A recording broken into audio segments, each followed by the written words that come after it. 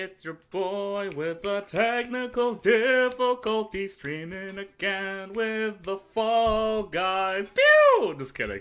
Hey, welcome to another session of The Letter. Sorry about being slightly late.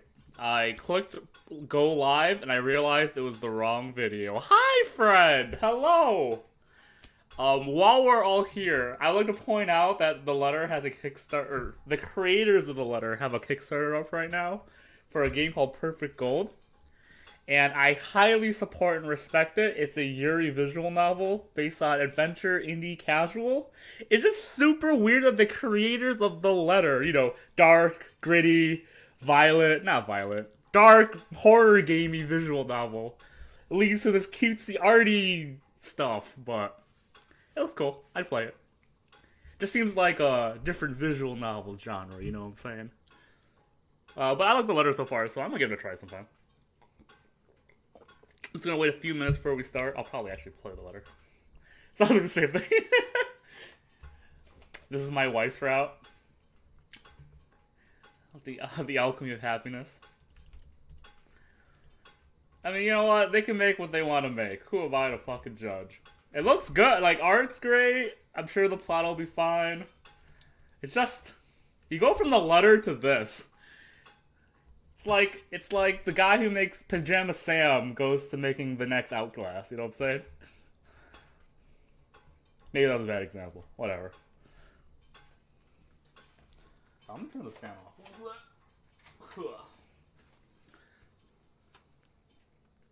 It could be, okay, yo, if it was Doki Doki, 100,000% we're streaming it. Like, damn. I actually had a game. Oh, that's loud in my head. 1 second. Oh, God. Yeah, I have max volume on my headphones for some whatever reason. Welcome to stream, Melissa. What up? So I have a game that's like Doki Doki on my wish list, but I probably won't play it for a bit just because of how long visual novels have been. But I do want to play it at some point.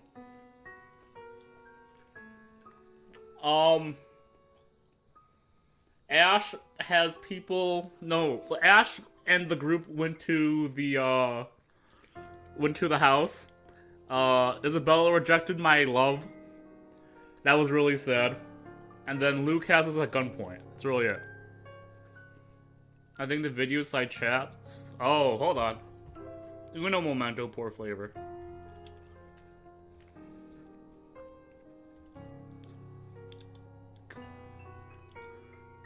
Hold on, is that...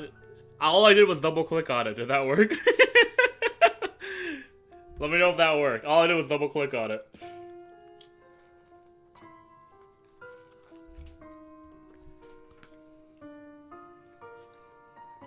Sorry, I'm also chewing something really fast. Hello! Hello!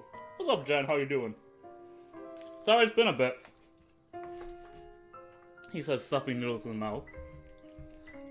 I went to see the folks, and then I came back, and then I was tired and want to stream. Which is very professional, I know. Oh, Jesus Christ. Perfect. Okay, so let's start the game. We're playing Luke's route. So, last thing I gotta say before we start Luke's route. And then we'll actually play the game. Luke's route's the last route, to my knowledge. I was advised by a friend that Luke's route is like 8 hours? Question mark? Ooh, made BBQ sauce. Good work. 8 plus. I heard it's 8 hours. I'm not sure if that includes my shitty voice acting and also includes me, like, getting sidetracked by talking about, like, you know, Yuri visual novels, but I'm hoping we can do this in 3 streams. If you're not a fan of the page, you should be, because it just tells you the schedule of next upcoming games. And yeah, let's start this. Oh wait, did we read Luke's thing? No, we totally read Luke's thing last time. How's volume, by the way? Is it too loud? Is it too soft? Let me know. Sometimes I wonder why I still bother. I can surely afford to retire, leave the business to trusted colleagues. Even if they make enough to break even, I have enough money to last a lifetime or 3. I could even send 7 children to college if I had any. Not that I plan to. The problem is obvious, which is how loud my laptop is right now. Not laptop, PC. There we go. The problem is obvious, isn't it? I don't trust any of the lot. It has to be me because they might get it wrong. I don't want to retire and suddenly wake up one day only to find everything has gone down the shitter. You need to multiply by 1.2 what it currently is. It needs to be louder, is what you're trying to say? And is it me, or is it the game, or is it both? Maybe I can hire McCall as a personal assistant. She seems capable and trustworthy enough. It's hard to find someone who isn't trying to butter me up and trying to curry favor with me. Christ, I'm knackered. Who do I have to kill to have fewer problems around here? Oh, shit. I'm not really allowed to complain. I chose this path. But it doesn't stop me from doing so as I throw my shoes off and let them land wherever they please. Petty maybe, but there's a certain joy that comes with stepping on the carpeted staircase with nothing but my socks on.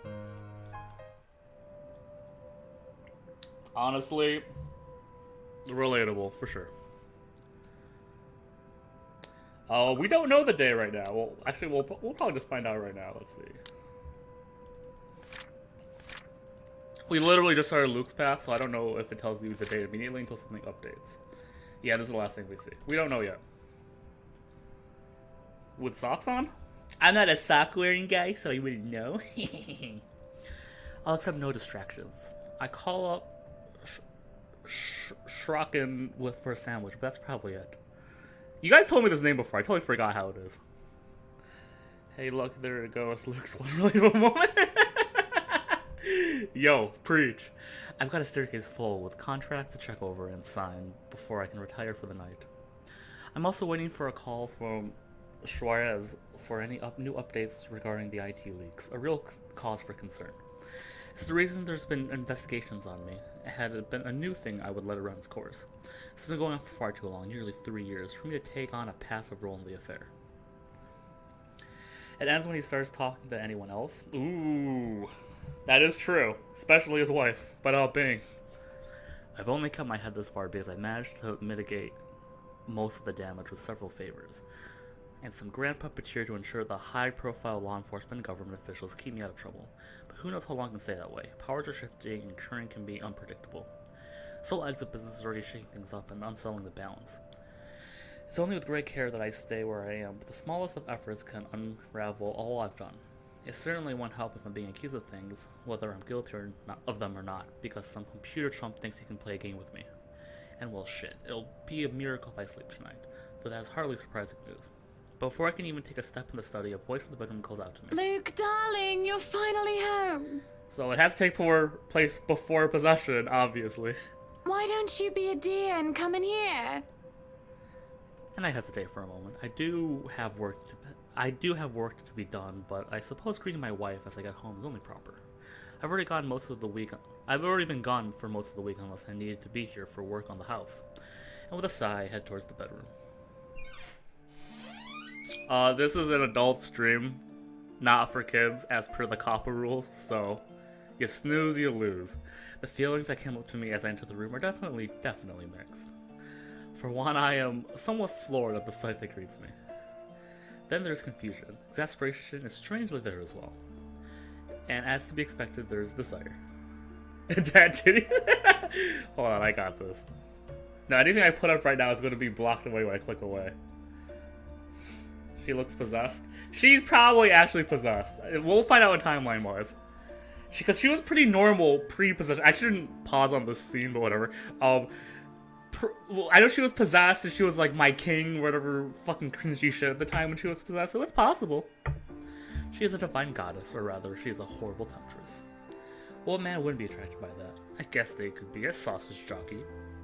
Sausage jockey? Who the fuck's this? Anyway, that is beside the point and not relevant to the situation I find myself in right now.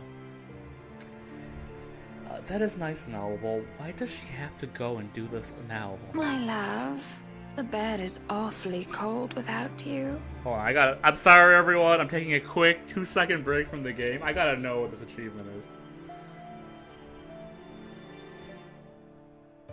There's no description. Oh, there's no description! What the fuck? The others have a description! Okay. No matter the fact, I've never seen Hana all trimmed up like this since our first year of marriage. There must be something special to bring on such an act. Our wedding anniversary has already passed, so it can't be it. Yeah, she's probably possessed. There we go. Add ice cubes, make it colder. As birthday is in April, mine is in August, so can't be any of those either. So what in bloody blazes brought this on? Is Hana Why drunk? don't you just, take a rest? I'll be busy all night. I don't know what Luke's character is, I'll be real. Like, I feel like he would like this shit. I guess he hates his wife more than he likes boobs. I don't know. His hands are too cold. I don't mean it to be. She certainly doesn't look amused. Come on over and stop being a boring old man. Work can wait. Like, am I wrong in that assumption? Maybe I can entertain her just for a while. It's a tempting idea. But no, I'll never get any work done that way. It is true. Some bears just do be like that. Imagine how horrible it would be to get a call from Suarez in the middle of a shag. It would certainly kill the mood and piss me off more than anything.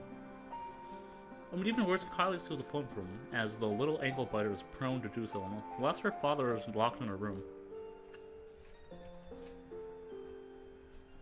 Sorry. I will say, I did not expect Kylie's name to be mentioned this moment.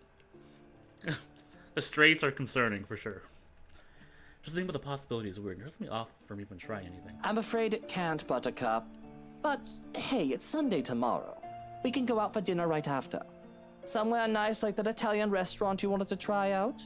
Why don't we skip dinner tomorrow and eat out tonight? Okay, that's it. I'm done. Thank you guys for watching the letter. It was a great game. 10 out of 10. Next week we'll be just not streaming, and then the week after that we're just gonna cry. And I'm just gonna go home. Thanks guys for joining. Whoa there, why don't we slow down? Looks like someone is in the mood, but hey, there's a time and place for everything. I will say, this is the most relatable sentence Luke has ever said that I 100% agree with, and I never thought I would say that until this moment. I grew up in a house where sex is a constant thing. It's just a thing within the body does, more or less. Sometimes it causes social implications, supposedly, with paper-thin walls and a mother with that horrid job of hers made me think that way. Oh, I should probably read the description for people who weren't here last time, but I'll do it after this scene. But I learned later that that isn't the case for everybody. Suffice to say, it's odd. It's really odd, for her at least. These voice actors in the scene sure are cutting linguists. Yeah, 1000% agree. She's in the bedroom at night. How is this not the time and place? Yeah, this is literally the actual time and the actual place.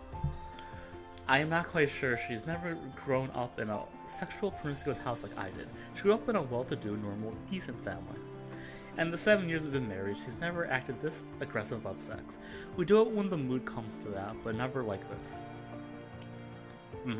When I'm in the mood and she isn't, it's about the time I go around town to have my back scratched. I've got nothing to be guilty of, I believe, as long as it's just lust and not love. That's a good way to explain it, I guess. I'm just really confused and trying to come up to grips with the reality as it presented. Well, this is the place, but now is not a good time, darling. Like I said, I have plenty of important work to be done. Any other night, this would be great. Excellent, splendid. But not right now, okay? I suppose if that's what you want. I can have my prince another time. Okay, yeah, she's definitely possessed. I take it all back. Like, obviously she was possessed long ago from the sentence structure, but she said the line, so, you know what, I agree with everybody. A shoulder was on my spine, she calls me that again. My prince. Hold on, let me see timelines. 1 second. She was possessed on the 26th? Oh no, I'm really breaking story immersion right now, I'm sorry. No, it's definitely past 26. Was it 28? Okay, yes. Definitely the 29th. Because they had the ball the 28th. Yeah, 29th. Possessed. Right here. 1,100. So it's at least the 29th, if not later than that. So it's between these 4 days. She's going through some midlife crisis. I know she's not the sort to play pretend with that sort of thing. It was literally like 2+ months ago, so... Now that I think about it, this is probably some dream. Perhaps I've been exposed to something? Jesus, I've gotten fucked my own brain over. That can be the only explanation, or at least the only explanation my mind wants to accept right now. But if I were, I'd probably accept her offer now. Oh, but but on the off chance it isn't, I shouldn't. Either choice fucks someone over, quite literally at that. Yes, that's right. Another time. So if you could put your dress back on. It's really chilly right now, isn't it? Well, I will say, despite how much I hate Luke's character, Luke's voice actor is really good. That laugh at the end was perfectly awkward. Second, this is perfectly awkward. You don't want to catch a cold if we're going out tomorrow. Yeah, that laugh. Thankfully, she does as she's told. She puts on this strange episode to an abrupt end. Unfortunately, she had to put her dress back on so painfully and seductively slow. I especially knows the things she does to me. As much as I'd like to have the engine running, there are things to be done to make sure we can keep on enjoying the glamorous life we do now. I'm starting to think you don't find me beautiful anymore. She does look eerily spooky. It doesn't help we're in a dark room with a fucking dead woman's picture, but... VA is good, but they shouldn't have him... I 1,000,000,000% agree with everything you just said there, Gaia. And I give props for the voice actor that he read the line despite being forced to. Definitely, I still don't understand the point of that line, and I will probably have gripes with it because I don't think it'll ever be resolved. Is that what brought this on, then? You are an angel. A goddess, Hana. Of all the flowers in this garden, you are by far the most beautiful and rarest of them all. Oh, I should probably pull up his thing for the people. This bitch haunted F. Just look at her. Yeah. So here's Luke's information for all who weren't in the last stream. Things to note: he's atheist. I don't know why I said those things to note. His mother, blah blah blah, left him abandoned, early dead, left him abandoned until his biological father, businessman, sought him out. That's why he doesn't trust women and shit, because she was a drunk mother, and she, beating the child out what some of the clients did and shit like that. Ask her about the necklace. Sweats. Every bloke would want to be with you, and every lady would want to be you. I'm sure it goes the other way around, too. I'm lucky to have you, and I don't know how you put up with the likes of me. I'm really sorry, darling, but it really isn't a good time. It does hurt me to see her upset because of something I've done or said. It always does. One can't always get his or her way, though. At least society would like you to believe in order to soften the blow of disappointment. Not to take their side on that one, just this once. Pulling her in a hug and a peck in the cheek, I'm quick to pull away before I change my mind and make it more than that. Like, why she puts up with him? I don't understand. I'll be real though, Luke is like super out of characterly a good guy, which I guess we always had that feeling behind the scenes. He wasn't always a bitch, but he is super not a bitch right now. It's super fucking weird. Look, right? Can we give him child traumas? That is a fair point. I can at least give her Chin up and smile. You'll get wrinkles frowning like that. And beauty sleep helps. Ah, there it is. I forgot he's Luke, right? Of course, my prince. I suppose I can do with the sleep. The smile that lights up on her face is enough to make me forget about the oddity that had just transpired. I still don't understand this whole prince thing, though I'll let it slide for now. Seeing her with her golden locks and that silver dress almost makes her queenly, with due respect to her majesty, of course. Despite that, there is something off. Hana, before I go, what happened to your necklace? The blue diamond. Oh, well, it looks like they asked anyways. The fact that she seems confused. Whatever do you mean? Oh, that old thing. It's somewhere in the vanity drawer, I think. You'd be so aloof about What? it? But wasn't that from your father? It was a priceless heirloom, to be exact, handed down from one generation of Evans to the next, whether it would be a wife or a daughter to an Evans. I know that Hannah treasured it so, especially after it was given to her with her own mother's passing. Then what is that ugly thing dangling around her neck? It looks more like a choking hazard than anything. It was, of course it was. I just thought a change would be nice. I don't think I've ever seen her wear anything else in its place. A change it is, but not an entirely welcome one at that. I see. I suppose that makes sense. Well, not that it matters, but I like the old necklace better. Oh! At the very least, we can have it cleaned and polished while you're not wearing it. Remind me to have that done in the morning. Whatever you wish, my prince. Oh. Right. You have a good night then, Buttercup. Wow, that was the most sexual and awkward thing that has transpired in my life in the last 24 hours. Anyways, with a shake of my head, I don't waste any more time than I've done already. Heavy suitcase in hand, I head straight into the study and dive right into the contracts. There's a whole stack of them too, mostly to do with property management. Nonetheless, careful work needs to be put into them as with everything else. My attorneys have already checked them over and I'd like to be precise. Oh man, he's being a prick, but like, she's also is possessed as fuck by this fucking thing. Yeah, those are both facts I cannot deny, guy. 100% agreed. I'm not going to sign if there's even a single line I do not like. It's a long way into the night when a coldness envelops the room. I expect at first that it's merely just the usual chill. But the heaters have been turned on as the strange sunny weather that's been gracing us as of late has come to an end. The door is barely open, just a creak as I shut it in case that might help. Satisfied, though not as much as I would have liked, the room still feels freezing. I make my way back to the mess of documents waiting for me at the table. Just a few more, I can get this well-deserved rest, get out of this place, and dive into the warm comforts in my bed. Maybe it's a ghost. Then maybe if Hannah's still up for it. Well, there's more than enough motivation. What if they both die? Whoa! Can they do that? Can the game write that? Parking my rear back on the chair, I begin my work with the last of the blasted papers, more than ready to be done with everything and turn in for the night, only for another chill to startle me to a stop. And that's when I feel hairs on the back of my neck stand on end. That would be amazing. I can see where the alliances have been laid in the chat.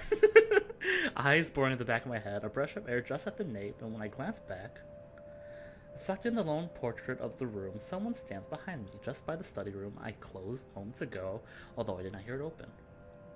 Perhaps it was Hannah trying to be sneaky, or Shrocken being a bellend of a spook as usual. Do I really have to ask people to knock before they enter? Seriously now, this is anarchy, and I'll have you know... I turn, but there's nothing. Huh. Must have been a trick of the light. It is getting late, and I should really go to bed myself. Just have to finish looking over a few more contracts, and... Ooh, mostly because the endings are... He is a spooky little bitch, I'll give him that. Yes, just finish signing these and I can have some rest. Maybe arrange for a day off in the morning. Ooh, let's check what day it is. It is the 29th, the day Hana got possessed in the morning. That does make sense in hindsight. Sighing, I seal myself for a long night of dry paperwork. Still, the feeling that I've been watched stays with me all throughout the night. I mean, I could have also clicked 4 more times and got to the next day, but whatever. And with the sun rising comes another disturbance. Well, too loud and too sharp for my taste. I'm pretty sure this is Zach. I have very fine tastes. When the piercing rings of a doorbell reaches even the study, I am very much inclined to think the person who built this place lacks any sense of it. Perhaps the only thing good in this is that the ruckus has chased away the needling guilt from last night's commotion, if not only temporary. Still, it's a bloody, annoying distraction. I can already tell that it's going to be a long day, and it hasn't even started. Before the racket even lasts another minute, I'm peeling myself off the chair and heading straight for the main door. If this is Zach, racism warning, I guess. Which I never thought I'd say for one of my streams, but here we are. There will be a murder today, if it doesn't let up. Spoiler. How quaint. It seems everything in this blasting universe is intent on getting on my nerves as of late. Gordon Bennett! Only a Nancy would knock at such an ungodly hour! I don't think I understand English enough to understand the sentence. I understand the sentence, just to clarify. I'm just... never mind. In the first place, I shouldn't be the one doing this. This is why I hired a valet, for fuck's sake. Where's that damn butler when I need him? I'll be honest, if only for today. Oh, trust me, I did not think now was the time that Luke's a racist. I actually didn't think he was a racist till, like, chapter 3? Question mark? Yeah, English slang just do its own thing, you know what I'm saying? With the mansion this quiet at this hour of the morning, it's easy to believe those little ghost stories might be real. Sweats. But the only horror here is how odd my wife has been acting as of late. There's no place for fear when another set of problems already burns that fuel. So I wait for another second. And when no butler still answers my call, I simply yank the doors open myself, perhaps with more force than needed. And maybe it should be appropriately there, considering the person on the other side is the hour he dared appear on my doorstep. Another pre-warning, just in case. Even someone with a half a brain knows not to disturb anyone this early. Brief confusion quickly gives way to anger, and before the blade photographer can even get a word in, I'm hurling venom at him. It's less than he deserves, really. I don't know what! You know what, I'm gonna let the scene play and then we'll talk. Yeah, it's a pretty bad habit. Hannah will disapprove, scold me for treating the photographer with such disrespect if she hears me right now. She seems fond of him after all, despite meeting him only once or twice. He's merely doing his job, he'll say. But she's not here, isn't she? What she doesn't know. You? How the hell did you get in here? What in 7 hells do you want? It's bloody 6 in the morning! I will say, what in 7 hells do you want is a good line. Listen, sir, I know this is not a good time. Oh, it's not a good time. Did you even check the clock before coming here? I bet you didn't. It's still my home. My rules also apply to place as much as Hannah's do. I won't show his name. Simple as Unlike you, the ones living in this house need to sleep. It just so happens that it's a person I will never take a liking to. No need for Come back when people are actually awake, or I'll call security on you. He continues shouting, even as I slam the door in his face.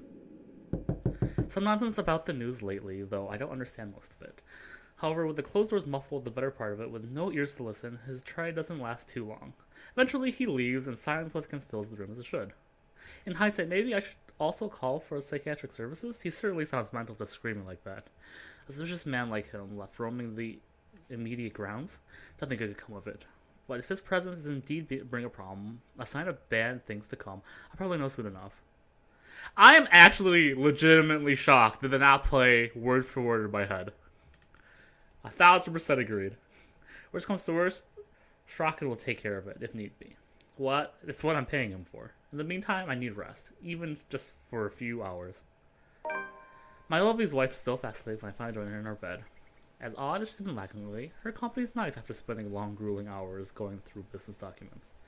But again, it's not like I'd be losing out much if I take a break or two. In fact, all I have to do is say the word, and Van's General Electric stocks are going to go down. It's the least I can do after Rochelle Vance's outburst during the party. I was like, what? Oh, right. The person with the baby, blah, blah, blah. I highly doubt she'll beat Rochelle Lee for long. Not if Harvey has any sense in him. So, with a sigh, I drift off, setting aside all my problems, if only for a few hours. Waking up to find my bed empty hours later is a strange sensation.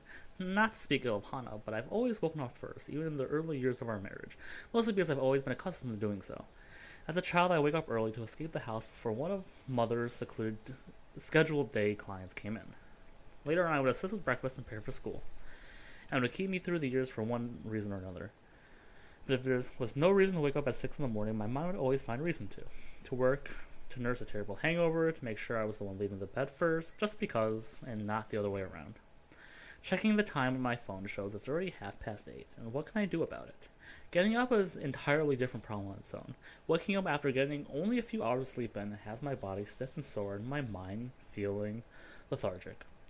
Part of me wants to go back and doze off again, an alien feeling to me, but it's already far too late for my tastes. All I can manage is sit up before there's a knock on the door. Yes, come in. I'm decent. I don't see why you have to knock. Even if it was only my knickers, there's only 2 others inside the house aside from myself. I've arranged for the staff to have the Sunday off, with it so close to a holiday anyway, so that I can have some peace and privacy. The security outside the house doesn't count, of course. There's no need for Hana to knock, as I expect to see the butler and ready myself for reproach. To see that it is Hana is odd, but it's not a cause for concern. Most likely she too found it strange to see me still sleeping and had let me indulge. Yet there is something off. I just can't put my finger on what it is. Whatever it is, it can wait. Besides, there are strange things. It is better to wait them out, as they often become apparent with time. I wish Halloween was an actual holiday. If it is in Europe / the UK, I propose we should all move there. Because holy fuck, what an honor that must be. But I refuse to believe other countries have that off. For no reason other than jealousy. Not that I should complain when she greets me with a sunny smile on her face and a tray of food. Ah, good morning, dear. It looks like I overslept, huh? I haven't had that pleasure in a long while. Easily a reason to move. Easy peasy. You should really indulge in it a bit more, my prince. I hope you do not mind, but I made breakfast for you. I've been expecting her to tell me that she brought the meal up in order to eat together, not that she made it. For in all our marriage, Hannah has never once cooked. Though I can hardly find enemy to question her efforts unless she's trying to poison me. Shout out to Mexico. Oh, fuck. Hell yeah. Hell yeah. Dia de los Muertos. I think that's how you pronounce that, at least. Perish the fuck. Also, bitch is super possessed and has those glossy eyes that looks hot AF. Yep. She might be possessed, but this is actually a food viewing game, so let's take a quick moment and just look at this. Also gives me an excuse to eat these noodles in front of me, so 1 second.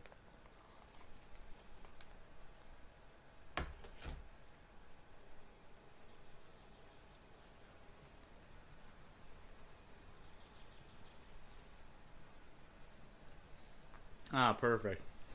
She carries with her a platter of pies, looking delicious, round pockets of goodness. This looks like singular pie, unless more pies appear. More pies better appear, or I will sue the game. I have no second thoughts in finishing one off the plate with a hum. In fact, it smells divine. It looks the part as well. The crust from the outside looks like it's been baked to a golden, flaky perfection. The egg wash wasn't forgotten either, giving it a nice finish. You made these? You're not pulling my leg, are you? These look great. Yo, tell him, Leslie, 100%. I make only the best for you, my love. Okay, so 2 quick things. 1, what the fuck? Pies, plural. Come on, guys. That was way louder of a shout than I expected. 2, you know, so far she seems fine. I mean, she's obviously possessed, but, you know, how many possessed ghosts cook pies? Unless they are poisoned, in which, you know, just Luke dies, whatever, she seems fine still. Do try it out yourself, yes? I want to see what you make of it. Perhaps I will be able to prepare more meals for you in the future. Reception is bad and I can't hear you, but yo, Nico! What up, my dude? Long time no talk. I hope you're doing well. Breakfast in bed? You spoil me, darling. Seems like he accidentally got himself, like... Hell, it'd be really weird if the relationship got better after Hana got possessed. But I hope is not the case, because it means that Hana was at fault when it's really Luke's fault, but whatever. Well, I can't say no to that, can I? Bon appetit. The crust of the pie breaks easily with a bite, and I'm greeted with a taste of nice, buttery pastry. Because on my reception, not anything on your end. Well, you should get to a better reception soon, so you can ha-ha and hee-hee with the boys, the pals, the gals, and the, you know, non-binaries over here. But looking back down at the pie, I feel a bit put off. Seems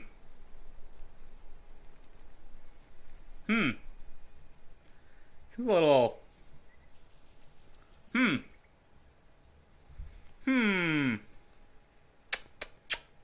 Something off about this pie. Probably just not cooked. You know how it is. That's bad.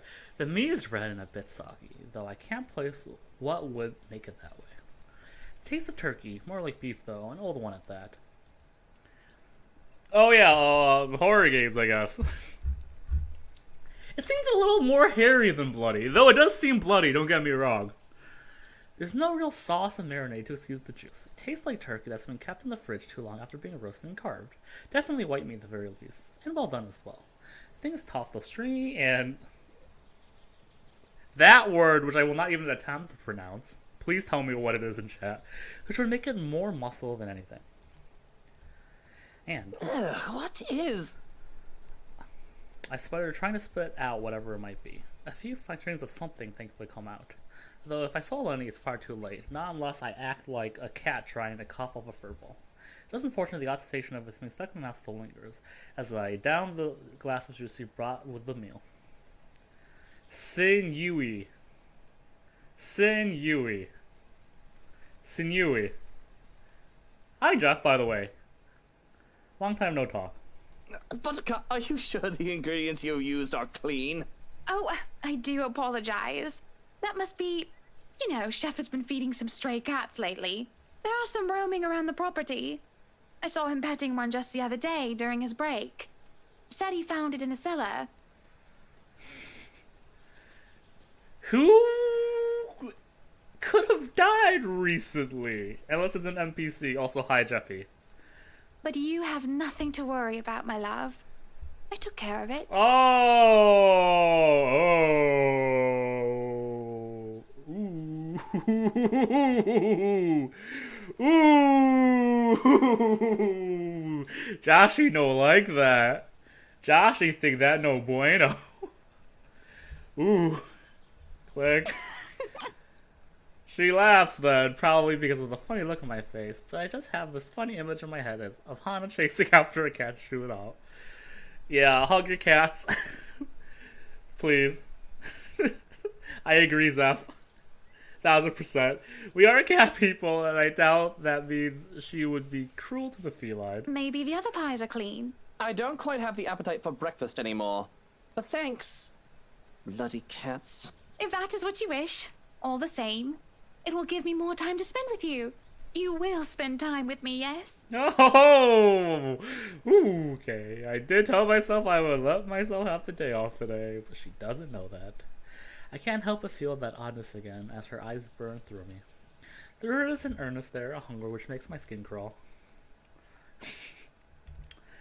Maybe it's just human blood with cat hairs in it, guys. That'd be fine, right? Do little else but not, because answering otherwise seems the wrong thing Would to it do. please you to have some tea then? I can fetch it if you wish. Pushing myself out of bed with a groan, I roll my eyes and sigh. The crick I feel in my neck is easily taken care of. I try to flatten my bed head to something a bit tamer. All throughout, Hannah was still watching me, expectant and doting. No need for that. We can have tea in the parlor, if you don't mind. Yeah, dead people would be better. Cats out of the bed. Oh, I find that so funny. Oh, God. Oh, that would be terrible, Leslie. Holy shit. That would be so bad. Really now, Hana, there's no need to busy yourself over it. I shall go ahead and prepare the parlor then. Just relax. I barely said 2 words before she's out the door, however, and I'm left speaking to air. Hana, what is up with that woman? Though perhaps I should have said no. Perhaps I should have feigned business, reclaimed a restlessness that would let me out of the house, away from her and her pies, because as soon as I stated my intent to laze the day away, that woman would neither let me lift a finger nor step a foot outside. She is animated, oddly so, moving about the parlor and fetching things for me that she deemed necessary. Probably, I can see that. We know he doesn't die today, because he has to last till the 1st. If he dies at all. And were necessary, as if she knows what I need or want before I even voice it out aloud. A pillow for my feet, and a book to read, though I cannot, for the life of me, focus on it. It does not bother me too much as I have read the picture of Dorian Gray twice over. I know nothing but shadows, and I thought them to be real. I should be glad for the attention and doting, really. Instead, an uneasiness settles inside my Why stomach. don't you just sit down and relax, dear? We are supposed to be spending time together. I don't think you rushing around like a handmaid is how I pictured it. You are wearing yourself out, and the sun is still high in the sky. A stiff jerk of her head, as if to say no, while she busies herself while making tea with water already lukewarm. My instructions to take leave may be the only one she refuses to follow.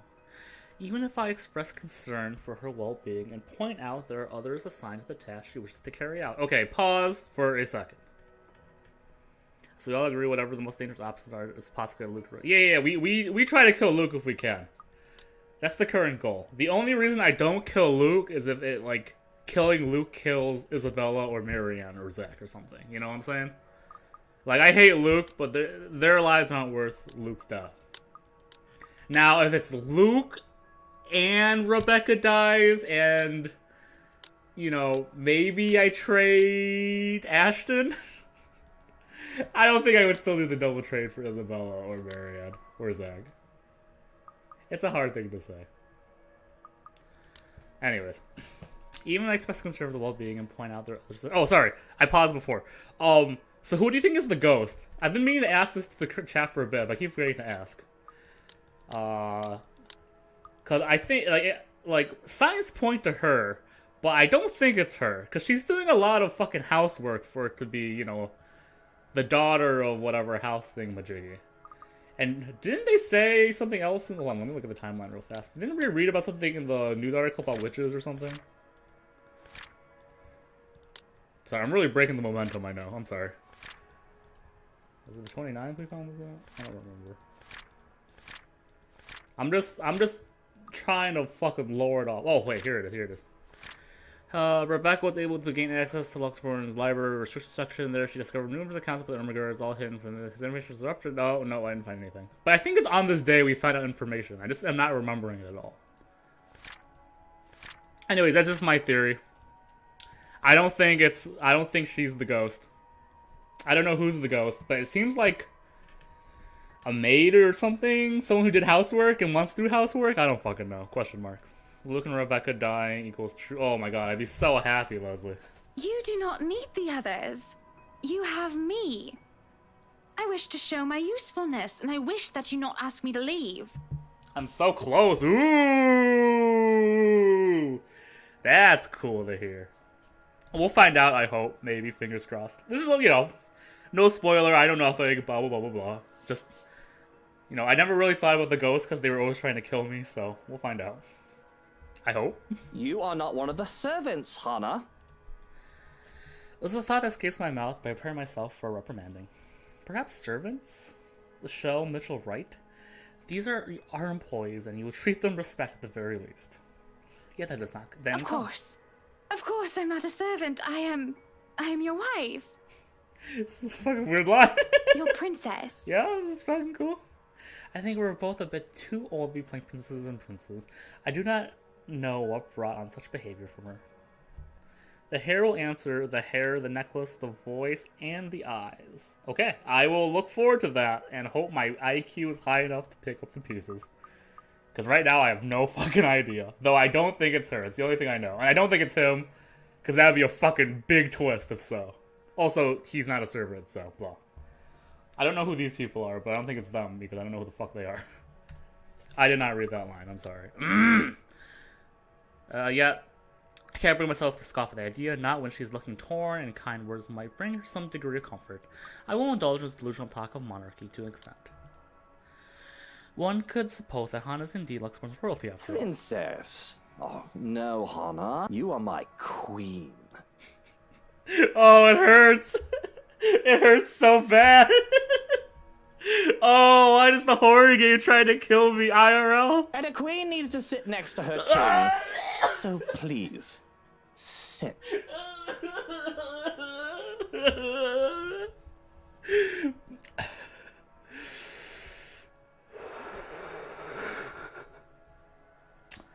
Okay. I'm back. Sorry. I had to compose myself. Hop on pop. I can still feel the little bugs on my skin crawling. This is me right now. Second most relatable line Luke has ever said. Yo, what up, kings? How it do, royalty bros? I ignore them as Hana sits down next to me and I put my hand in hers. The touch nearly makes me want to pull away, same.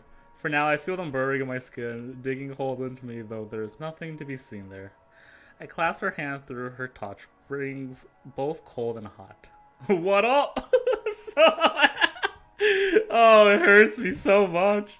I did not like the thought that Hana, my sunshine, my darling, is someone I should fear. It's a bit of a paradox, for all I do and should feel at peace in this quiet moment. Dread overtakes every part of me. Small voice in the back of my head screams that there is something wrong, but I cannot bring myself to look further into it.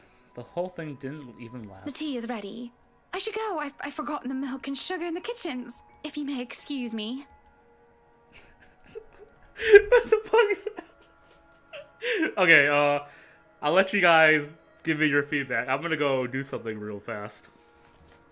What the fuck is happening? Ah! Okay, I'm back. I, went to get water or something you guys would believe. I really don't... Like, if I want to kill him, I think calling the butler is a good idea. I do kind of want to kill him. Free the ghost to do her mischief. let Hannah go. That is an idea. I need one more. I'll do the one more source of feedback. Anybody post, I'll do it. I have really no opinion on this right now. Okay.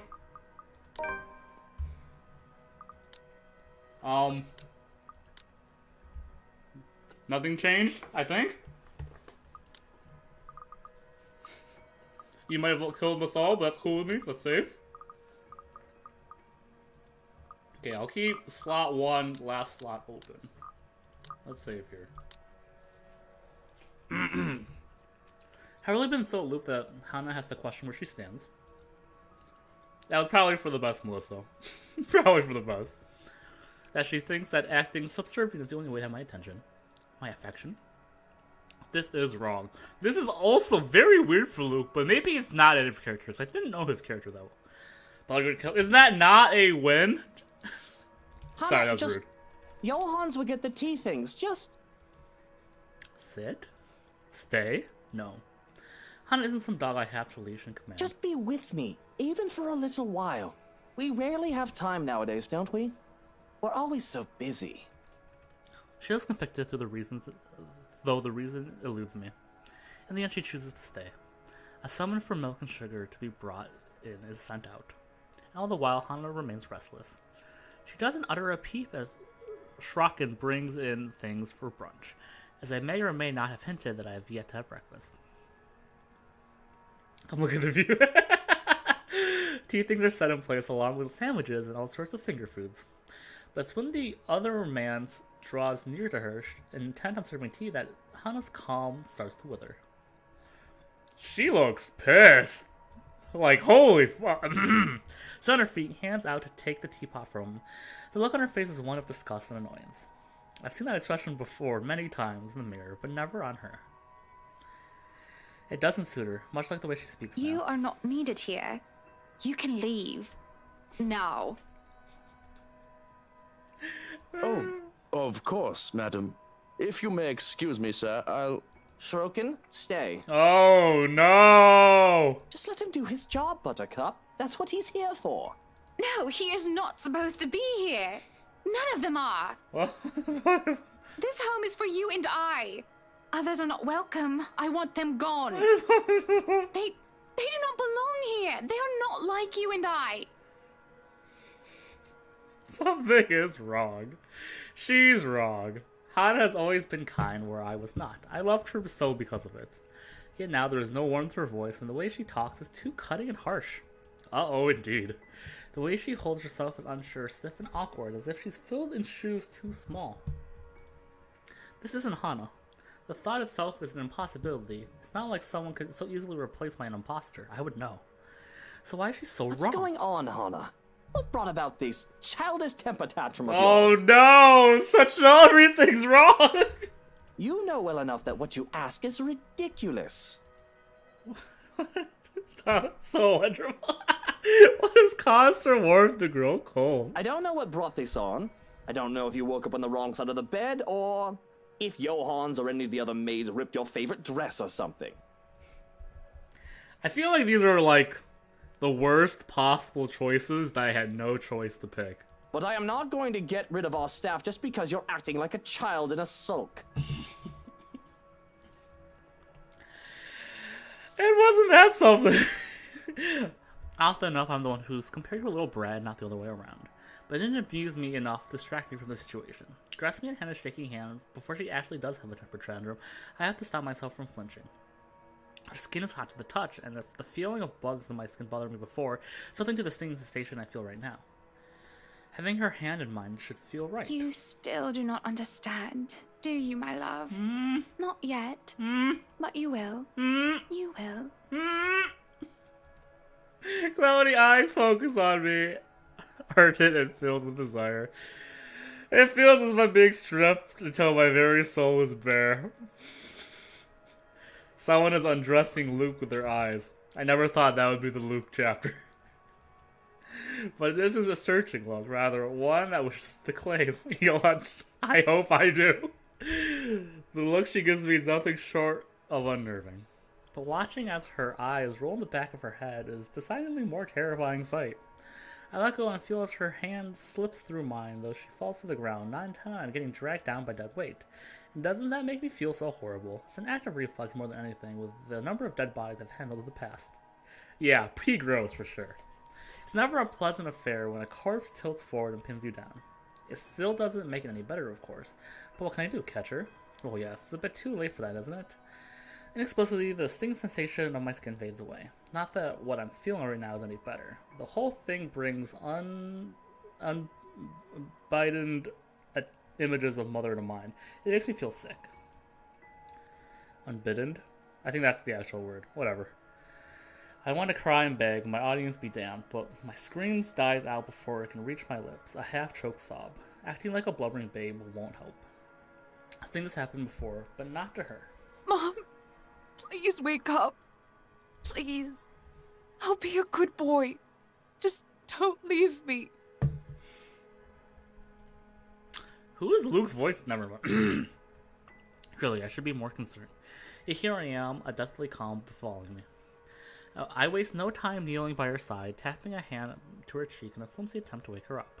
Her skin is too pale, and Shrocken does his best to find what's wrong with Hana. Oh yeah, yeah, tell him. Even with her golden hair, it has lost its sheen. Her pulse is quick and her breathing shallow. I half expect her to be as cold as ice with how she looks, yet she still burns like a furnace. At the least, she means she isn't dead yet. Well, should we call for an ambulance? If she doesn't wake up soon, yes. But it's best not to move her just yet, and... Luke, what's going on? What happened? I have no plans of apologizing. I shoved the butler aside to check on Hana. Though she still lay on the ground, all that matters is she's awake, that she isn't dead. At the thought of it, I don't know what I would have done if things were the contrary. Hey there, Sunshine. How are you feeling? Do you think you're up to standing? I don't feel too good, no. But I think I can stand. She's reached out for my hand and I'm going to take it. Her cold and clammy skin is a cause for concern, but I force a reassuring smile on my face. At least I hope it's reassuring. This isn't exactly an emotion I'm used to plastering on my face. I really have need or want to reassure anyone else. The most I can hope for is that I don't make her worry. Come on then, let's get you up. Careful, careful. We don't want you to fall or break something. Like a leg or your head. Though getting her up to her feet is easier said than done. She claims that she can manage to stand, but she's completely dead weight as I lift her up. Weak. Too weak. I feel the trembling of her body as if just existing had exhausted her. Soon enough, Shrocken aids me and we manage to let Hana onto a chair without further incident. Want to see the timeline? I ate cat!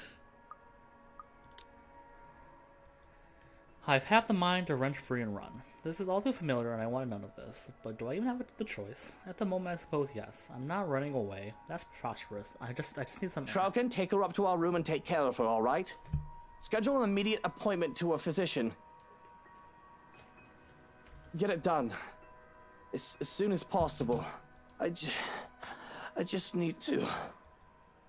Breathe. I need to breathe. Gray skies loom over the horizon, though the sun fights for every precious minute it gets to stay. It'll rain again, with the wind bringing along the gloomy clouds normal to Luxborn. Until then, it doesn't hurt to get out here for fresh air and sunshine. I walk to the gardens with what little of there is at the moment anyway, and kneel by the daffodils. These were the first to be brought here and planted on my request, and if nothing else, they brought a sense of peace. They were my mother's favorites. Closing my eyes, I lift my chin up to welcome the light that shines upon me. For a minute, I can imagine myself as one of the flowers, peaceful, blooming, and all too happy to stand in this warmth. Life would be much easier if we were all like flowers, wouldn't it? But I didn't step out here to get all philosophical. I have problems much more practical than figuring out the meaning of life after all. Too many things have gone on these past few days. I want to forget them, even for just a moment. It's almost all saints, isn't it? To think I've almost forgotten. I speak the words absent-mindedly. The date means something to me as I neither worship the religion nor have any graves to visit. After all, Mother was never given a proper burial. But it's a date, as good as any, for me to grieve. Otherwise, I would have done so every single day, crippling myself and shutting everyone else out. I can remember how the flames licked at her flesh and how it consumed her body until it was nothing but ash. I stood there watching with the operator and a social service worker, though I could have been alone for all I cared. I felt alone. It was the most that could have been done. No one would attend the funeral of a dead prostitute, let alone pay for it. All that's left for her, proof that she lived, is her name written on the ledger of Luxbourne Cemetery, a lighter, and me. Pulling out the lighter from my jacket, I can't stop myself from flicking it open and stare at the flames, to run my thumb over her name. He wants to be a plant. Yo, I want him to be a plant, so it works out. All in all, it isn't much, but it's something. It'd be wrong of me not to make something of myself when she would have given everything to make sure I can become anything I want to. Feels like I'm stuck in a nightmare right now. What I would give to have you here by my side, Mother dear. To see you smiling at me. Alive and as beautiful as ever. I'm afraid I'm starting to forget what your face looks like. I've already forgotten the shade of your hair.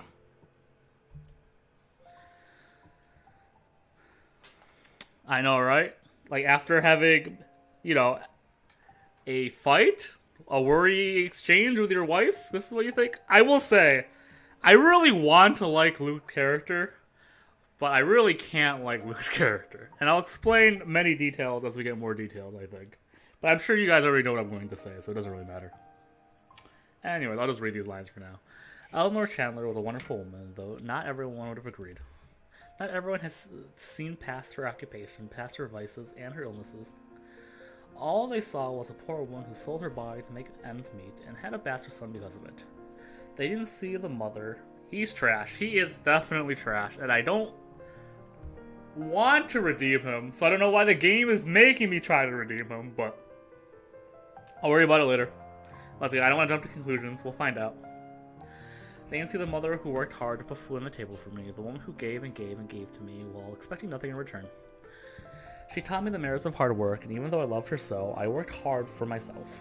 I would not be so foolish, so selfless towards people who would not give back. I learned that from Father, who plucked me out of the orphanage for his own selfish gain. I pocket the letter before I feel the urge to suddenly set everything ablaze. Anything ablaze, sorry. Considering my proximity to the flowers, they would be the most likely victim of arson. Just the thought of itself is blasphemous. Nevertheless, it doesn't save them from being picked. Just enough to make a bouquet of the things in honor of Eleanor. Would you be proud of me if you saw me now, Mother? Maybe.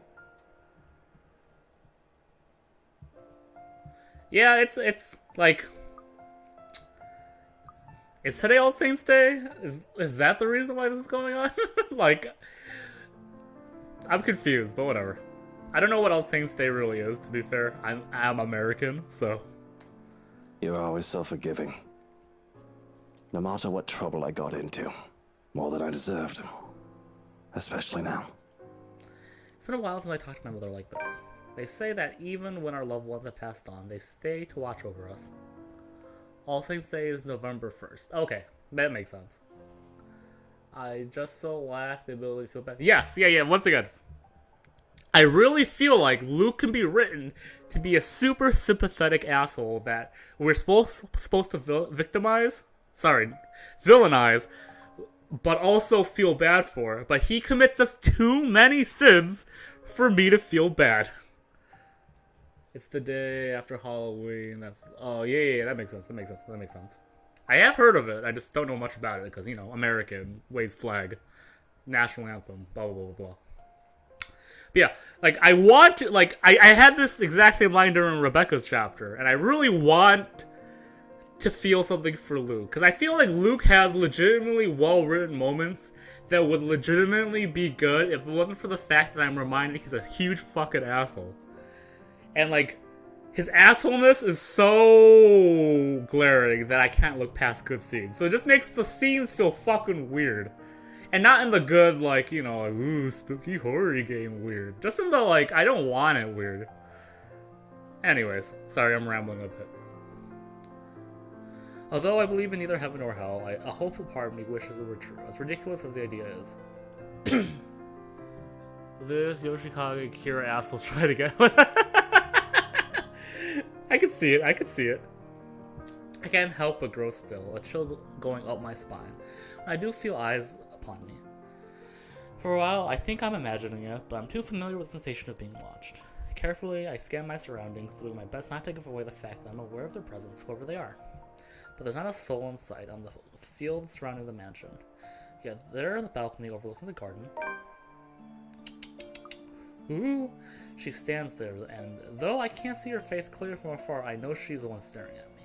A servant, if one were to judge by her clothing. From this distance, I can't discern what those stains on her clothing are. We did have that scene where Zach opened the door, and there was 2 women, and one was dead, and the other one was freaking out, and I'm so can't remember it because it was 2 weeks ago. And I'm probably super important to the plot, but I really can't remember. I feel real shitty now. Oh well. The woman gives off a rabid air and simply did not belong with her surroundings. This isn't what worries me though. What worries me is that she isn't one of ours. She can't be.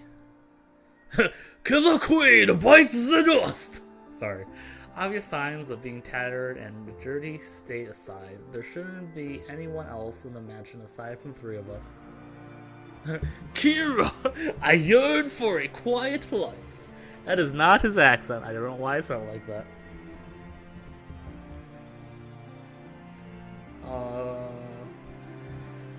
Forget pretending that I didn't notice her. Sorry, I would have checked if it was rating.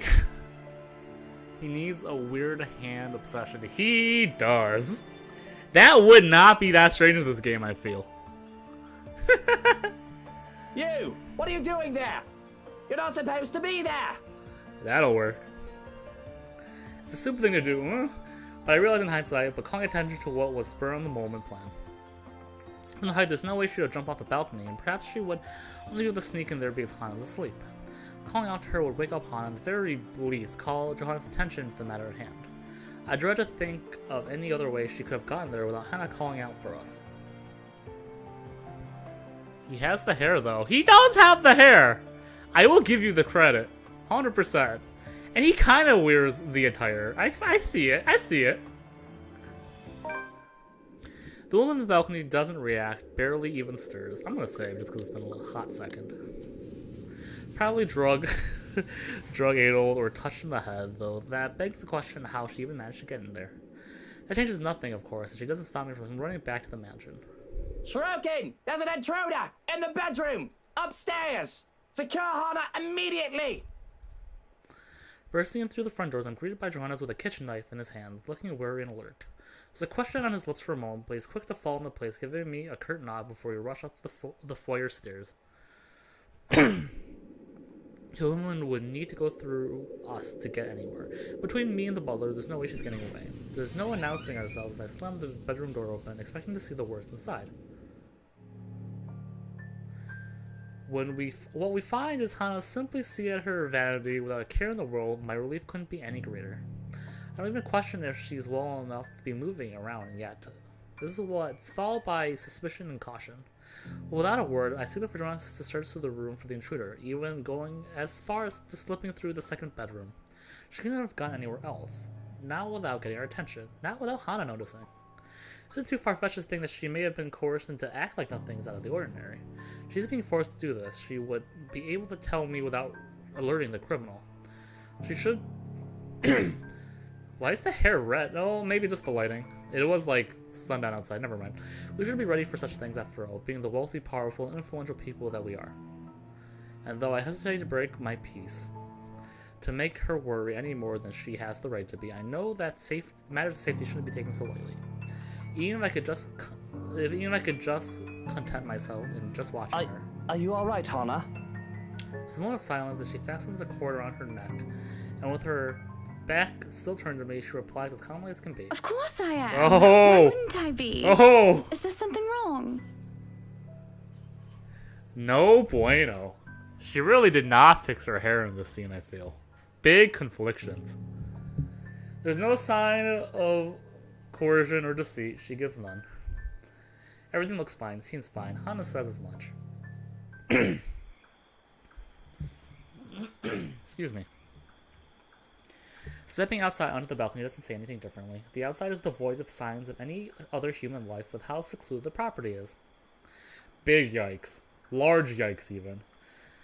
Though it's hard to be sure with how the sun is setting, trying to locate anyone on the large property by myself would be futile.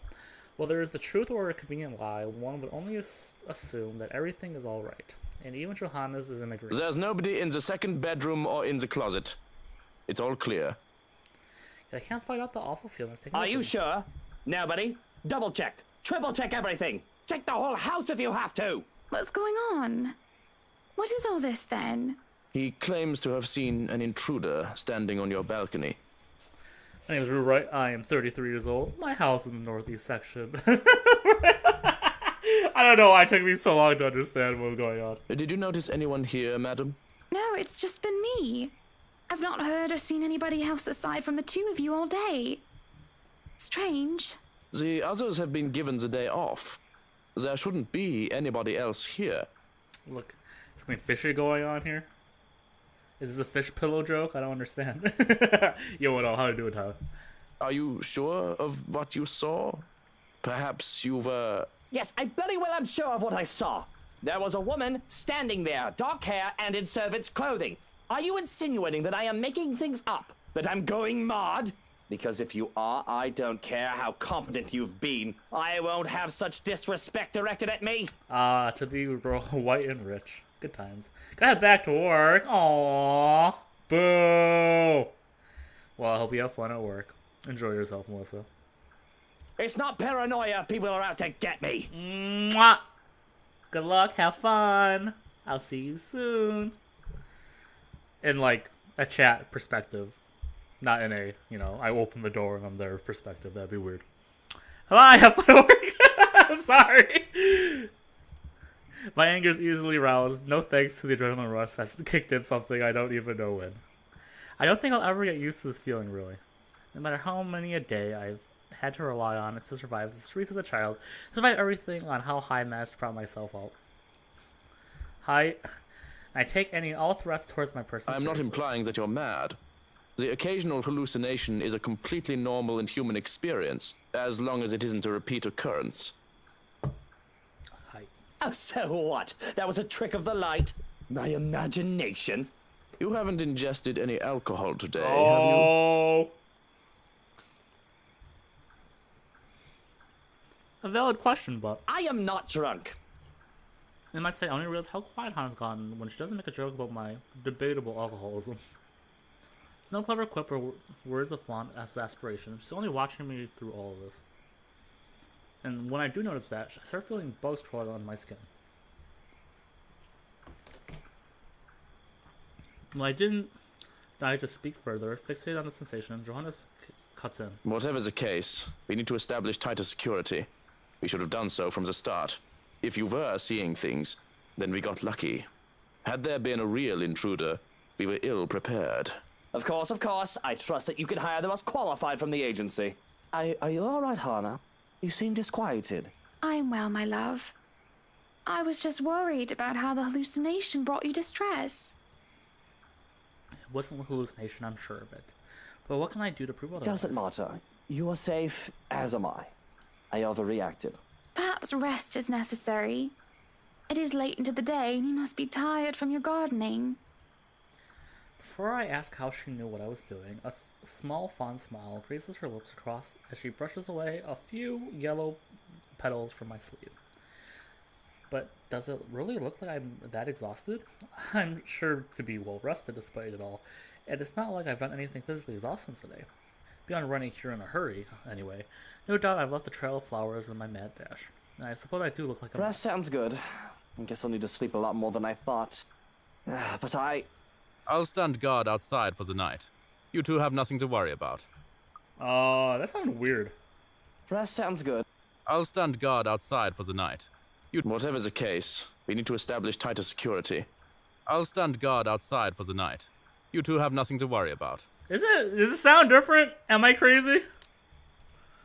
Nothing to worry about? I'm not so sure about that. But thinking more about it isn't going to do anything. Come on then, my love. Off to bed. I have been restless without you by my side. Even then, I can't force away the uneasiness that settles over me.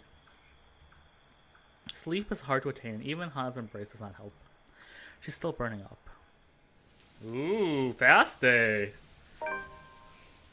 I keep being told. I mean, we still have 3 days, and I'm sure the last 2 days are super long. But you know, really little sleep was had, and I feel completely drained come morning. Keep this PG. I'm sorry, you missed the best scene, Tyler. I will say, winky, winky, smile, smile. Heart, heart, indeed. Even when Hana rises from bed, in spite of a mild fever, and invites me down to breakfast, I cannot be bothered dragging myself out from the comfort of the sheets. Completely drained. It's not like I needed to do something particularly important today. The rain that started sometime during the night doesn't help the mood. Okay, maybe it helped just a little. The strange sunny weather has been nice and all, but for it to return as it should be feels like a good sign of things to come. Perhaps things will settle back to normal and the crazy drama that has gone on lately will die down. The rhythmic pitter-patter of the rain fills the early morning silence with steady beat. Thank goodness I don't have to be anywhere in a hurry today. I would hate to be caught unaware of this rain.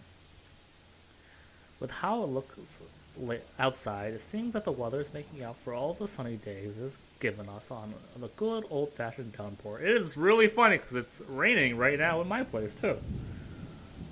It does let up with a quarter of an hour. However, a day beginning with a cloud outburst like this, locals usually take it as an immediate sign. Luxborn's abysmal weather is back, likely for good. Hope they did a damn good job at fixing this place, because I'd rather not deal with leaky roofs. Though Hana might find a humor in it, perhaps asking me to sing in the rain to wear out my anger, I don't like the idea that the realty did a horrid patch job for the place. Hana technically paid millions for this place. It better live up to the price the real estate company sold it for. Not that it's something she should be fretting about at the moment, when her health's not at its best. That's going to burst out of the hospital for checkup today, and if anything, I prefer she focus on getting better. The fever, no matter how slight it is, cannot be good for her, and with her odd behavior recently. What was that? Flash, whatever. Oh well, whatever. You think she hit her head against something while I wasn't looking? Perhaps a proper rest is all she needs, but I'd rather not assume things. I'm a businessman, not a doctor. A wonder of wonders why I should even bother agreeing to babysit duty on that day. At that, not on that day. Why did I say that? But here I am, scheduled as today's babysitter for Suarez's brat, once her father drops her off at the mansion steps. Though that is a worry for much, much later. If I wish to, I can ask that nobody bother me while I doze off for a cocoon of comforters. But as always, someone has to be. Are you really going to stay in bed all day? Completely drained. What do you want? It's far too early to deal with your nosiness. You must have been really rattled by what happened yesterday. If you need to talk about it, I am quite qualified in that regard. Aww, look at this guy. And you aren't even the slightest bit bothered. Truly. Not even the slightest bit worried? I was worried. But I realized that it's not my life in danger, is it? My worrying will not help matters. Neither will yours. Low as I am to admit it, he is right. The whole thing might have rattled me, but the little point in jumping at every shadow I see from the corner of my eye. I shouldn't lose my head for a threat that might not even come. I should know better by now. But I've never been this worried about a possible threat of my life before. I'll be honest here. If anyone's in danger, it's Hana. I should take care of myself just fine. The security tightened. I have at least one guard, if not 5, making sure nobody gets within 10 feet of me without my say-so. Hana, on the other hand, will be away for most of the day to get that fever checked, upon my insistence. It's a small relief Johanna's will be with her. Are there any updates about the woman? The woman! This isn't no YouTube, kids. This should be YouTube, kids. What's the issue? Being in the dark has me on edge. Information in any of that may very well help me in the calming down. I've already briefed security about her, and more from the agency will be arriving tonight. But they haven't seen anyone fitting the description. So you have nothing then?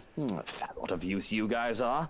What do I even pay you for? Do me a favor. There's the door. Don't let it hit you on your way out. Well, there is something. It's about McCulloch. Can anyone blame me if I show the tiniest bit of interest? She's still not done with the house, and she is a nice enough woman. Plans to go back to sleep. I called her secretary about taking the day off. He hasn't heard from her over the weekend. She's probably passed out after enjoying a pint or 2 or 10 in a bar somewhere. Damn. She's an adult. it was the weekend. She's allowed to disappear and not think about work. Fuck. That's a good fuck. Oh, hold on. Let me rephrase that. I wish I was passed out after a night of drinking. He does know that mobiles are a thing. That's all well and good, but she's not answering her mobile either. Mr. Parker will be filling a missing persons case with the police if she doesn't turn up today. Certainly someone must know where she is. Tabs are kept without fail on people who come to work with me. Background checks and constant surveillance until they finish their contracts with the rights. Some would say that's a bit over the top, but I can't be too safe. Too many want me dead. What about one of ours? Has anyone seen her? She's pretty hard to miss with how tall the woman is. The last anyone has seen of her was here, the morning of the party. Your housewarming party. This isn't good news. It wouldn't do for the police to hear of this and to suspect. It's of little import that I can easily prove my innocence. It's all a matter of principle. Because even the accusation of misdemeanor could be not stain my reputation, though maybe it's a bit too late to hope for a squeaky clean one. Besides, it'll be such a hassle to have police poking around the house looking for a body that doesn't Now, exist. if we're done here, I'd like to go back to sleep and...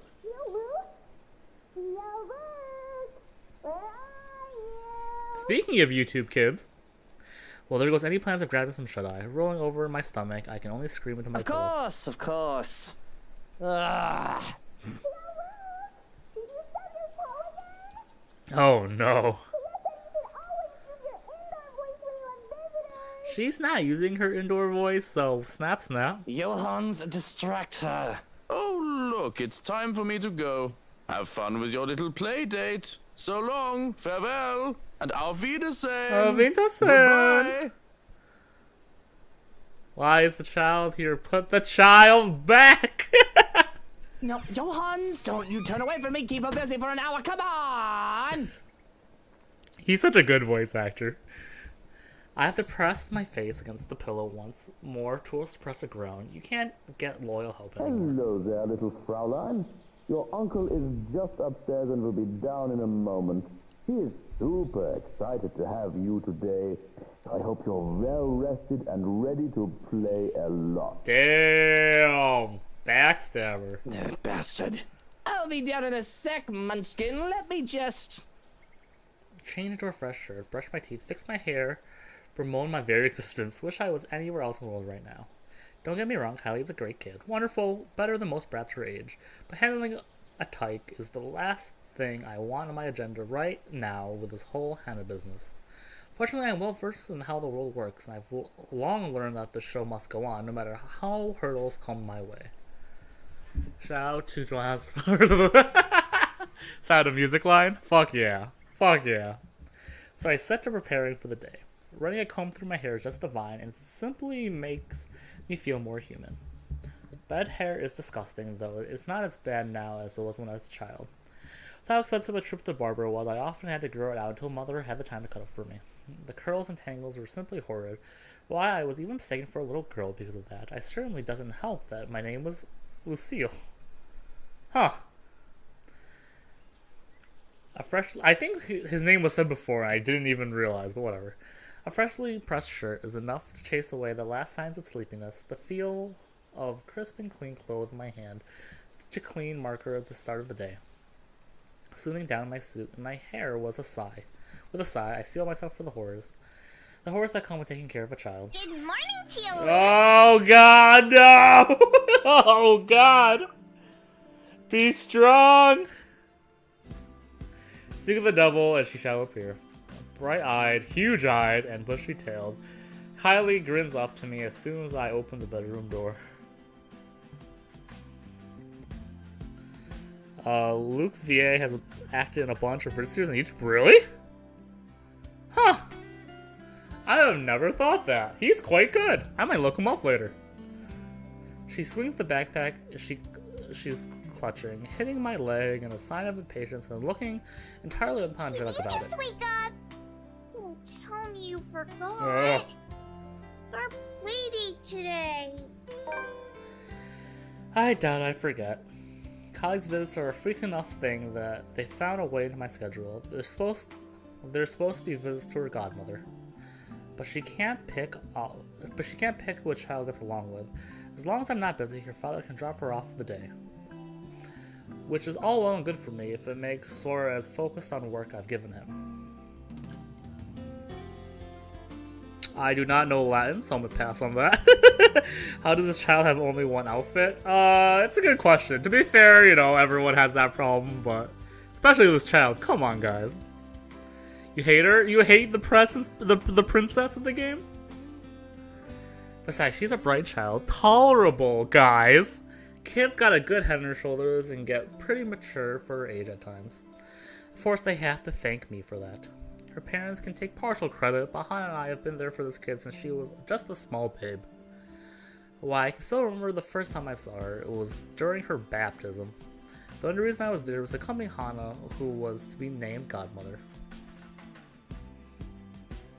It's very quoted from Supernatural. I have never watched. That's a lie. I watched season 1, like when it came out in like 2001, but Curtis Arnott. I do not know who that is. Not Arnott. Arnott. There we go, English. With a tiny thing, not even a year old, swaddled in her mother's arms in white cloth. It's the first time I really saw an infant up close enough to hold at least. It had been terrifying to be given as a little child to carry after the whole water ceremony. I've never done so before that, to hold a tiny life in my arms. I could have just dropped her on her head and this little tyke before me would have stopped existing then and there. I really did not really like reading that line. But the child just smiled, babbling nonsensical words at me as children do, and clinging to me even as I tried to hand her off to Hana. She had thought it hilarious and adorable. My suit had been a mess and was nearly an anxious wreck by the time I handed her back to her mother. It was pleasant too. Of course I didn't, you little rugrat. I just had to take care of something before you arrived. Really? Well, I guess that's fine. As long as he's only for work like last time. Really? Now why don't we go back down and have breakfast in the parlor? I already ate at home. Papa made one of his tortilla de patatas. He wouldn't let me leave until I finished every bite. She sounds very Dora the Explorer when she speaks Spanish, and maybe that's not nice of me to say. But she definitely like paused to like pronunciate very clearly each thing, I felt. Oh well. Sora's infamous tortilla de patatas. She just said it, I don't know why I already forgot. Those things are a hazard. You can probably use one to bludgeon someone to submission with how huge they are. It's a miracle Kylie can still be so energetic. Josh.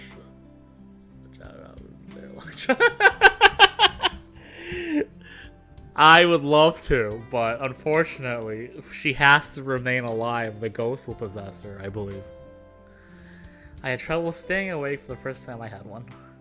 Speaking of staying awake... Well, I need some coffee in me at the very least. But if you'd like, you can jump straight to dessert. Yes! Dessert, please! It's easy enough to manage Kylie with the promise of sweets, thankfully. The hard part is managing her before she gets the sweets, because I nearly have a heart attack when she races down the stairs. Just thought of her slipping and breaking her neck enough to make me rush down after. Slow down, the food isn't going anywhere. Bad game, just like she has to survive. We don't know if she has to. Just so far, nothing makes me believe she doesn't. Or does. Whatever, you know, I'm pretty sure she lives, is what I'm trying to say. She probably pronounced them, but she pronounced it wrong. Damn, Gaia! Damn! The food is going somewhere. In my tummy. Speaking of damn, Gaia, damn. Oh, wrecked, Luke. Jesus fucking Christ. That might be his best line. With a shake of my head, I ushered Kylie towards the parlor and ordered a maid to bring food for us. Whatever breakfast there is, along with a cup of tea for me and an ice cream for Kylie. I can't leave the kid alone. Wait, did he say a cup of tea? Oh, a cup of coffee for me. I just said tea because I'm fucking stupid. But I can't leave the kid alone for too long unless I want to let her turn the other room into a slaughter ground. Speaking of a slaughter ground, haha. I'll make fun of a child and not feel bad about it. Yo, tell! True to my expectation, I only left Kylie alone for a few minutes. She's already made herself comfortable. Yeah, Luke is a child too. Thank you. It's a playdate. The stuff from her backpack had been left scattered across the room, from coloring books to crayons to toys. I will say, this teddy bear is quite precious looking.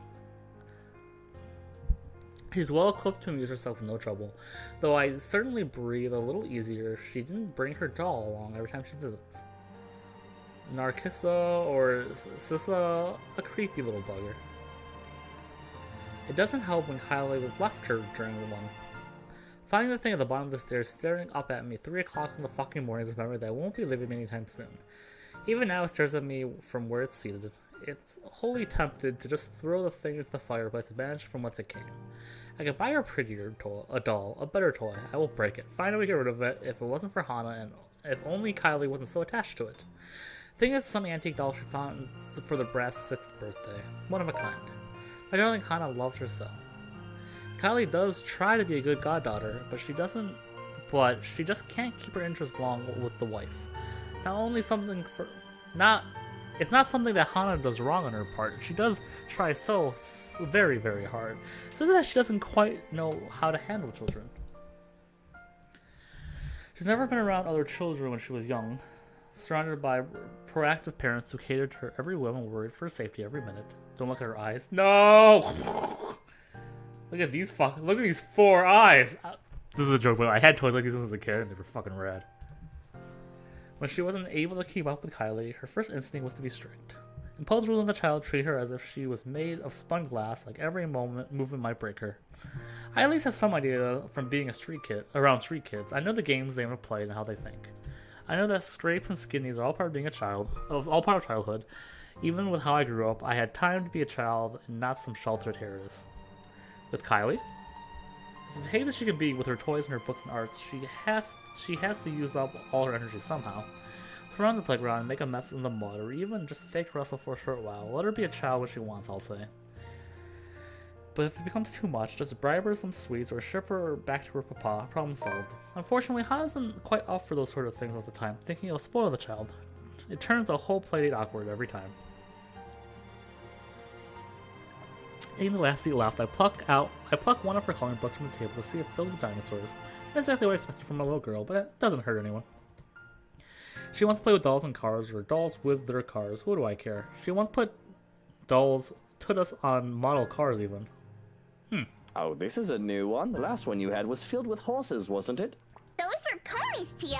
They're much cuter than horses. Oh fuck, they got him again. We went to a dinosaur zoo, and it was awesome. What the fuck is a dinosaur zoo? What is this, Jurassic Park?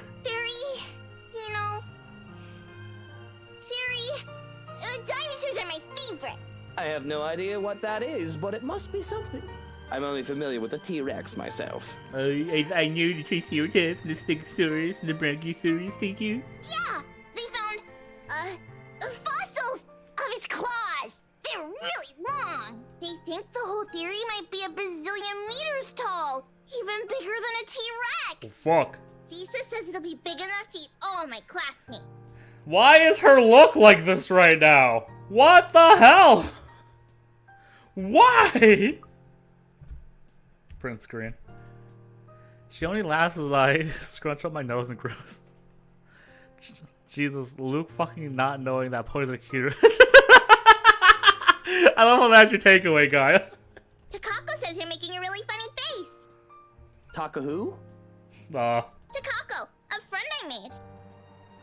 I have to stop and look around, expecting one of the help to be here. The child does have a way of befriending just about anyone, as long as she pushes her mind to it. The two are completely alone. Thankfully, she only finds my disturbed looks as another funny grown-up expression. That might be a lot more problematic than whether she plays with dolls or cars, though. Jurassic Park! Hell, I haven't seen that movie in forever! But with the thoughts of Sissa giving Kylie ideas, or one of said ideas being massacred by dinosaur. The help, Luke. Something I probably need to bring up with her father aside from work. But being murderous dinosaurs, creepy dolls, and imaginary friends, I find no trouble with Kylie. She's as energetic and precarious as any tyke her age can be. She's an angel who can get comfy and settle in after getting her sweets. Oh, fuck yeah. Oh, this is why I live, guys. I want waffles so bad now. Damn. I thought she already ate, though. We talk in our waffles as soon as food is brought in. Oh, I want this so bad. Holy shit. Our waffles, because she wanted her own plate to go with the ice cream as soon as she saw mine. Ah. A fresh plate of berries is brought in as well, which really goes great with the rest of this feast, as Kylie puts it. And if I indulge in the sweetness, I have a cup of black tea to pair with it. With her bellies full, Kylie grows content with just scribbling on a scrap of paper and calmly chatting about her week. She talks of her older brother Rowan and their parents, how they plan to go to the Bloxland in Berkshire for the winter holidays. And she mentions Miss Pink, Rebecca, which I listened to with half an ear. Our initial meeting had been a mess, but I can't quite find myself to listen to stories about her teacher wholeheartedly, the phantom sting in my hand still itching. She talks to the sad man in the park, and of her new friend she likes to play hide and seek when she's not sniffing in the loo. Oh, sniffling in the loo. Oops. When finally she finds nothing new to talk about, she goes back to her drawing. It'll change as soon as her stomach settles, of course, the calm before the storm. Because behaved as she is right now, I can feel the curiosity just radiating off of her. There's a restlessness buzzing under her skin and a question on the tip of her tongue, as they often are with the children her age. Well, Luke, they definitely had some compatibility, unfortunate to say. But for now, I can take this piece with no complaint for however long it stays. I have fun with the crayons as well, at the child's insistence, even if I can't really draw. If Kylie's using the black crayon, it leaves me with the blue one. I absentmindedly start to draw Puppy to the best of my abilities. As I attempt to give the dogs another eye, Kylie breaks her silence. Where did Tia go? I saw them leave when I got here. Tia didn't look so good. I've been expecting a lot of different questions. The kid always has a bunch of them ready for me, but I only sigh when she posed this particular one. She's just going to the doctor's for a checkup. They're both shit! And as kids goes, there's follow-up questions. And you didn't go with her? Well, you were going to be here, sweetie, so I had to stay behind. Oh! So she's all alone? At the hospital? I feel like we deserve to see the shitty... Yeah, I would really like to see the shitty dog doodle, real talk. Oh, no, of course not. Tia has Johannes and her maid and a guard. She's got plenty of company. Yeah, but you're not with her. They didn't know better. I'd say the kid's trying to make me feel guilty. I want to say that the little tyke is evil for making me feel so. But I understand. When I get sick, Papa and Mama have to leave me with their maids, too. Oh, they don't take care of you? That doesn't sound right. Even my mom took care of me when I was sick as a Well, child. they're always busy with work. Oh, I see. I guess that's no good. I know she doesn't mean to accuse me of anything, but as her father's boss, maybe I do overwork Sora's a bit. There's a lot of responsibilities that only he's capable of carrying out. Delegation is a thing, sure, but when said responsibilities are legally questionable at best, putting others to task isn't always an option. But maybe your papa is in need of some vacation time. He deserves it, doesn't he? He's a hard worker. I could arrange something for the holidays. I could go, what? I know this is supposed to be a surprise look, but it looks like she's like, "You dare give my father a vacation? I'll kill you," look. I can cut him some slack. Some of his assignments can't wait. I can't do much for her mom. She isn't one of my employees, but this would be good to suffice. It'll be worth it if it makes the little girl happy, because just like that, the somber look on her face turns into one of pure joy. It's like looking at a little sun, warm and bright. It's nice to do something kind every now and then. Would you really, Tio? Would you like that? I'd like that very much, yeah! We can go to this museum! There's one with lots of cool trains and planes! I like trains! And there's the local manor theme park! And a monkey forest! There's a kid adventure farm too, the wacky warehouse, and a play barn as well, and... Whoa, slow down there, Munchkin. Okay, I actually really hate this, and I hate this because I would normally actually really like this scene. But I hate it because Luke's involved. And I would normally not even mind if Luke's involved, if I didn't just hate Luke so fucking much. I know you're excited, but I think you should let me schedule your dad's day off before you plan a whole year's worth of stuff. It's an embarrassed giggle, but she does reel herself in, enough to calm down, which is a feat in itself, and obvious how giddy she is. Her pure joy face looks like she's cracked in this.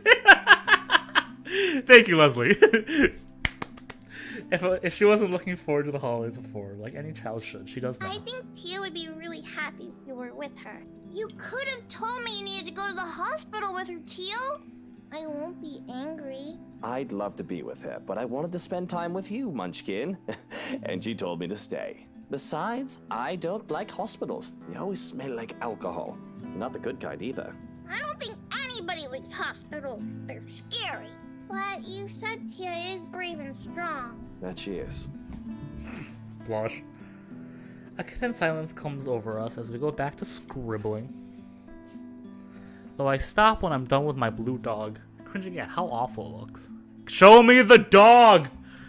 Kylie reprimands me for that because I should be like her. The little tyke goes through several sheets of paper, one drawing after another. Practicing, she says, because practice makes perfect. Not to mention there's a drawing contest coming up in class. She has to beat Tim from Class D, who says girls can't be superheroes. Wow, Tim. I know you're like 6, but come the fuck on. The clay gets a turn too, where we start sculpting food and pretending we're Michelin chefs. When we're too tired from tossing pizza and making cakes, there's no trouble in finding another activity more relaxing for the both of us. I find myself invested in reading The Picture of Dorian Gray once more. Often I lose myself in the pages of the book. However, it's rather difficult to do so when I also try to keep an eye and an ear out for Kylie. I've been reading the same paragraph over and over again. Show us the dogs, you cowards! Inexplicably, I feel my skin crawl when the girl sits with Narcissa, whatever, I can't pronounce his name, by the parlor's fireplace humming sing. Though I ignore it long enough to hear only the tail end of the song. Everything is up in flames. What? Up in flames. What? Up in flames. Huh? Everything is up in flames. Huh? My fair Lady. Huh. Pretty sure that's... Is that the lyrics to London Bridge? It's been a hot second. Emphasis on the hot. I don't think I could spend any more time with Kylie, considering how high-strung I feel. It's a good thing that Sora's comes for her as soon as I've called. Though it is earlier than they agreed upon time, he voiced no complaint. The bastard even has a sigh of relief as soon as they left. Or at least I interpreted it as such from where I've stood by one of the windows, not bothered to step out and greet the man. No doubt he doesn't trust me enough around his spawn. Well, he has every right to be suspicious of me. I am a dangerous man, after all. But to my chagrin, that leaves me with the rest of the day with nothing to do. Well, aside from picking up the mess Kylie left scattered around the parlor, to my immense relief, she remembered to take the doll home with her this time. What is this song right now? Well, that was topical. Yeah, I feel like Luke was going absolutely insane. I feel like I'm going absolutely insane, so this works out. First things first, I snatched my own doodle off the table and ripped it to shreds, leaving no hope that it will be seen the light of the day. You cowards! The rest of the drawings, all Kylie's, remain unharmed as I collect the lot. Though they have been stacked neatly on the table before, they must have been blown about when I saw Kylie off. There are plenty of them.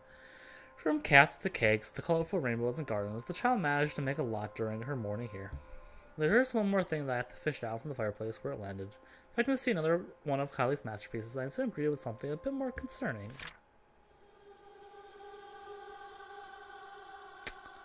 Well, I did not expect that. There is me and there is Kylie, and two of us, side by side, smiling all as our stick figure selves stand in nondescript field. Takako?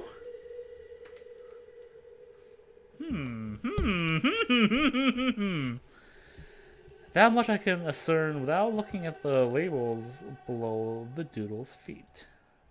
But a third figure stands next to me in the drawing. A woman with her face hidden behind a curtain of black. Takako, the writing under her surprise. Takako says you're making a really funny face. Taka who? Takako, a friend I made. Here's the back of my neck, stand on end, and I feel a chill go down my spine. Takako... I'm not one to judge, but I feel like, the attire needs some work. A breath.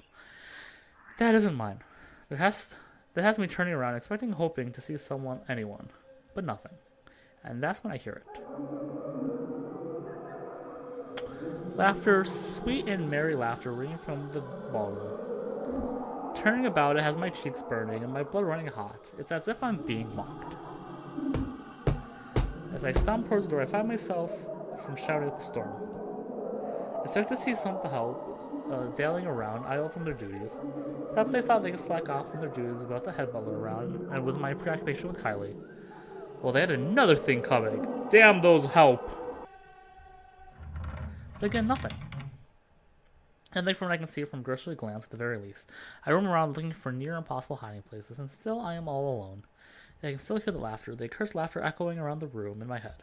Who's there? Show yourselves and show some respect to the master of the house. Master of the house, quick to catch your eye, never lets a passerby to pass them by.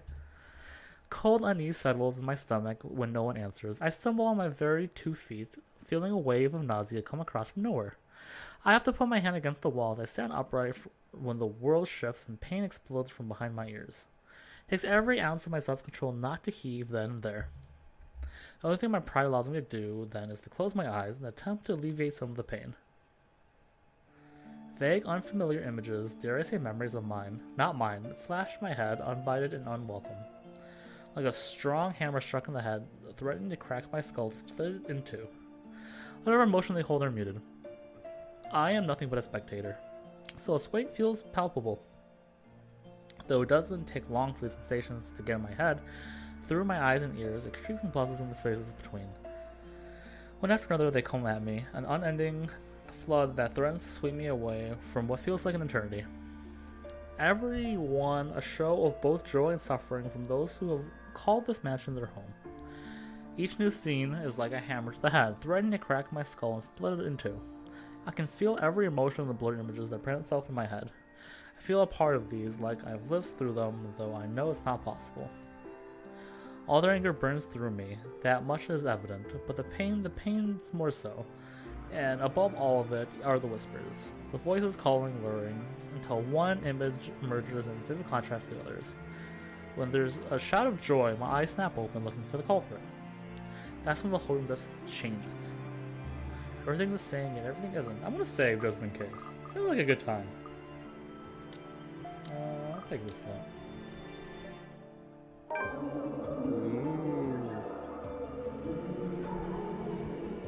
There are people everywhere laughing and dancing. I should be concerned about them. My mind feels it easily dismiss them as they fade in and out of nothingness. Instead, I feel my concentration drawn to a man or woman, though one can only call them a lord and lady going by their clothes. And oh, just see how happy the couple looks. Though the man's eyes are eerily blank, like he's not there, his face is familiar though. In fact, they both are. I can't quite place why. The two make for a pretty picture as they dance in the center of the ballroom. Even the fandom's crowd's attention stays on them. It reminds me so much of Hana as I during the days of our marriage, early days of our marriage, the honeymoon years they call it. You were happy then too, all smiles and sunshine, even with the normal dreary weather. Younger, we had less to worry about, or at least thought that way. Wished we could go on that way, even with all that I did and had to do. But life has a way of catching up, and there was work to be done. We had to stay the loving, perfect couple in public. I can't afford to look so weak. To appear tied down to someone else, to those who knew who I really am. I had to harden my heart when I had business. It's not always been so easy to switch that part of me on and off. I should be concerned with their intrusion too. Ask what in bloody hell they were doing in my house, throwing a party as if they owned the place. Like, that would be my first thought, not that I'm going fucking insane. Ask myself how the fuck I didn't notice what was going on before, when the party and the fire are both only a few doors away. But I have a feeling that yelling and screaming at them won't do much of anything. None of the others have made me notice. I realize that this might not even be real. This dawns on me that there are two people from the paintings, the ones over the mansion. Oh, snap, Jim! It gon' get freaky! Which makes sense. I don't think I'm imaginative enough to make all of this up on my own. This must be a dream, or a really horrible high. Just then, I can feel my eyes on me as I contemplate the absurdity of the situation, yet I find difficulty in trying to tear my eyes away from the two dancing. I manage. I regret looking away. I regret him looking away as well. The woman from the balcony stands beside me. I can hear her rattling breath, menacing and chilling. Everything in me screams to run, sorry. But everything pins me to the spot as she looks at me, watching and waiting. The clamor of their voices fill the ballroom, though they say such welcoming words. I do not feel comforted by the madness I'm experiencing. The joyous voices turn sinister and forbidding to my ears. The chorus of people that shouldn't exist threaten to overwhelm me, drown me even as I stand on dry land. The music still plays as the Phantom Quartet continues where they stand here, vulnerable and afraid, but the dance has already ended. I'm afraid that I might be tonight's entertainment. Attention is all well and good until balls like this go down. The Phantom people watch me, thousands of eyes scrutinizing, though they cheer for my return, cajole me to dance and join the merriment. She seems fine. There are eager hands all over, pulling me in every direction, but they do not move me enough to remove me from the woman's gaze. I will now save again. Listen. Can you not hear them as they welcome you home? Like, I feel like that might be the person possessing Hannah, but I don't know. Your kind. Our kind. You're one of us, my love. We are bonded by the blood we share. I mean, that probably gives them more away, too. If I thought the voices were over them before, it's nothing compared to how they felt now. The voices are loud, speaking this in and echoing ever on the spaces of my head. They welcome me back, as if I were always belonged, as if it meant to be here in the first place. They call me those titles and names that do not belong to me, and that man's face, the one with the empty eyes, flashes again before me. Once fleeting, like a new memory once having burned itself in my mind. I have to struggle for air when I come back to myself. I'm not. This isn't... That seems like new art. The welcome turns into screams at my protest, pain and desperate pleas for my help, telling me it is my duty to stay, telling me that I belong to them. Gentle touches turning near threatening, the warning scratches and the baring of teeth by predators before they truly maim someone. My mouth goes dry as I struggle to speak some sense in this hallucinatory madness, but I don't get the chance as they drown out my voice. Our lord, my prince. At her words, there's an impulsion to stay, although my head races in my chest. The fear that I should be experiencing refuses to register my head. Mind and body war between each other, nearly tearing me in two. Oh, you finally returned to us. The compulsion to walk across her arms is strong. Those from the head tell me to go to her. They say she is safety, she is home and heart. We have been waiting for so long. The repulse of these thoughts, I wrench away and turn into a small gasp. That was also Without hesitation, I turned to make a run for it. I nearly faltered when an angry shriek pierces the air, inhumane and monstrous.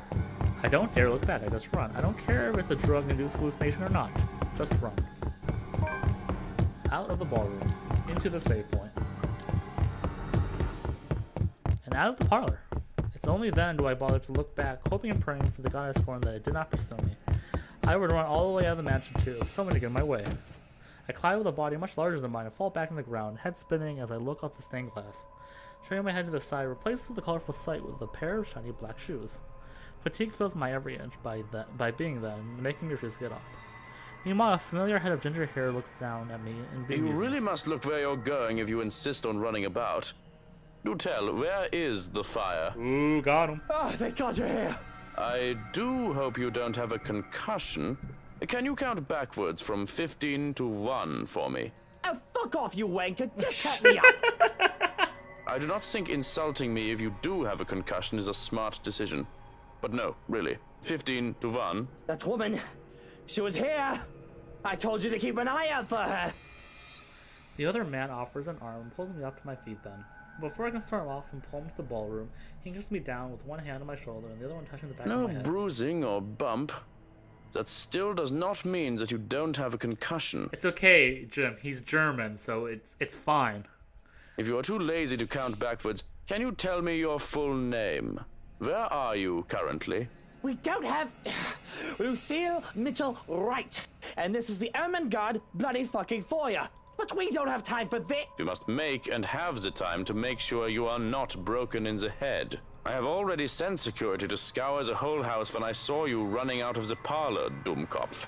If the woman is here, they will have her. You will only be slowing them down if you plan to interfere. Jim, this is an English stream, so could you please take the potty mouth off for her? Thank you. When he points that out, I realize that there are guards starting to filter into the house as we speak, with some already searching nearby rooms. Armed, uniformed men go in pairs, making it so the house is a flurry of activity. He lets go of me with the knowledge that I'm not going to kneel over anytime soon. I was hoping that you would be tired from dealing with the young miss on my return. Instead, you come running and hit your head. Such a troublesome boy. Shall I be carrying you to bed, too? No Numa song, thank you. I can manage just fine on my own. Though I don't see how I can sleep until that woman is caught. It'll be easier to keep you safe in your quarters. This is twice we've known the woman to break in. I think we can safely presume that you hold her interest. He says it as a matter of fact in a tone that broke no argument. Not like I'll argue if it means I'm kept safe. Two of us hurry upstairs, though we remain watchful and wary of any potential threats to my person. We make it to the master bedroom without any trouble, though two of the securities are left outside the door. No problems at all. Until we get inside. When his eyes scan the room wildly, and a look of dread on my usually stoic face. I understand for a moment, looking around the bedroom, it's empty. And then I realize... Where's Hana? She came home with you from the hospital, didn't she? She's supposed to be here. I sent one of the maids to accompany her here, to let her rest. I feel the color drain from my face as he raises a hand to stop me from charging out there. Stay. I'm not staying in here while Hana stays out there. One of the guards will find her and bring her here. And what if they don't? What if that woman gets to her first? What if she already has her? That's not possible. You can't promise that. There is no second thought as I reach under the side of my bed and pull out one of my knives. I have no doubt the other man can take me on if we were both unarmed, but with this I can even the field, or at least deter him from escalating the situation and risking hurting either of us. I'm going out there to look for Hana, and you're either with me or you aren't. Yeah, no, once again, I feel like Luke could be such an interesting character if he wasn't so fucking detestable before this. I'm not risking Hana, and I'm not leaving her alone. So like a stubborn mule, he refuses to budge from the door with a withered look on him that I try to match. One that somehow I am losing fast to, even with him not saying a word yet. Can you see yourself in the mirror right now? You are in no proper state to go looking for anyone. If it will make you happy, I will do the looking. But please, and don't make me repeat this, stay where it's safe, where security can find you. We already have one person to be worried about. Please don't add another one to it. Perhaps it's his tone. In spite of his general disdain for virtually everything that has to do with me, I like to think that over the years he's grown to care for Hana at least. Much as I loathe to admit this, I trust him with her safety over any servant in this house. So, an acquisite? I cannot pronounce it. I don't think it'll take that long to find one missing woman in this house. 2 hours. Any more than that, and I'm going out there. Of course. Despite his words, he lingers. If I didn't know any better, I'd say that he wants to make sure I get in the damn bed and sleep before he turns away from me. What am I, a child watching me and treating me like one? This is the reason why we never get along. Well, what are you waiting for? And the knife? The knife stays. Very well. Only then does he seem to get the hint. With a nod, he leaves, locks and closes the door behind him. For a moment, I still hear his voice while he gives the guards outside firm instructions, then a hush as soon as he departs and his footsteps fade away. Acquiesce. Oh, I have seen that word before. Thank you, Gaia. One that doesn't quite last. As quickly as the silence settles, lightning flashes across the sky, followed immediately by the loud boom of thunder. That winter strikes so dangerously close that I feel the electricity in the air. The power goes out not a second later, and I feel as if I'm being mocked by whatever greater power there is. All is deathly still for a moment, but soon the rain starts over again. Far heavier than the light drizzle from this morning, its pitter-patter hitting hard against this place roof. Despite the noise, I find myself drawn to my bed, exhausted, hoping for a little nap. I'm safe here, Hana will be safe here too. Shraken will find her, and when I wake up, she'll be here. It does not take long. Once my head hits the pillow, in a matter of minutes, darkness claims me, bringing with it laughters and whispers of a twisted love from a time long ago. Who are you? I'm going to save. That is who I am. Okay. I have a little bit left in me. Let's do this. Stay away! Sweet dreams. Yes, my love. It'll be over soon. Ooh. What day is it right now? It is probably the beginning of the 31st? No, it is the 31st. It's the night of the 31st. It's almost the 1st. God. How is this game 8 hours? We'll find out, I guess. November 1st. I always never guess the fucking day until I look like... I feel like I'm near the end of this chapter. Yet in spite of the unfamiliar voices and untouched and unwanted touches from shadows lurking in the dark and rising in a slow, arduous process, difficult, every limb heavy with lead, and under my aversion with the words they mutter in my ears, or the sight of her horrid smile from afar, my body refuses to yield. I am at their mercy. I will confess, I kind of feel like I should end now, because I don't feel like there's that much left in the game. And I want to leave at least like all of the day of the first in one sitting, you know what I'm saying? Like, no, I don't want to look, but I'm like, I can't have that much left, I feel. I'm on the first. This journal doesn't go much past the first. This journal doesn't go even past the first. There's no way the last day takes more than 3 hours. Huh, I'm conflicted. Chat, what do you think? Should I keep going?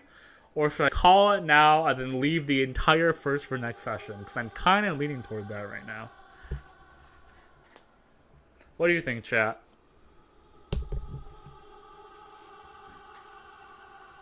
Because I was probably going to stream for another 30 minutes, but I don't want to get 30 minutes into it. Yeah, I'm playing blind, you know, as you know, we both are, so. But, like, in my head, I'm thinking, like, we're on the first. There's no more days after this unless, you know, they pull something on me. So I can't, and I don't, you know, I don't want next session to be like, hey, we played for, like, 45 minutes and that's the stream. Yeah, I think I'm going to do that. Because I saved 2 days for this. And I don't think the letter is going to last 2 days. So, whoever told me this is 8 hours, either I played really fucking fast or something happened. Yeah, I'm going to call it for now. We'll do the entire day next week and maybe my final thoughts. If sorry there was some indecision. But yeah, so far I'm very interested. I have so many thoughts on Luke's chapter, but I'm going to wait till the end just in case. But I will call it here. The last day long? Is it like 6 hours long, or is it just like 3 hours long? Because, like, if you might not make it an entire night. You think it's that long? That long? Like, is it like 4 hours long? Because it's one day. It can't be that bad. You know, I'm gonna risk it. Whatever. I saved 2 day slots for it. If it goes on for too long, we still have the last week of September after that. So I'm going to call it for now. 6 hours? Damn. Fine. Well, I'm still going to risk it. It's pretty bad. I mean, it makes sense. Don't get me wrong. Like, the last day should be the longest. Don't get me wrong. I agree with it. But I'm still going to leave it for now.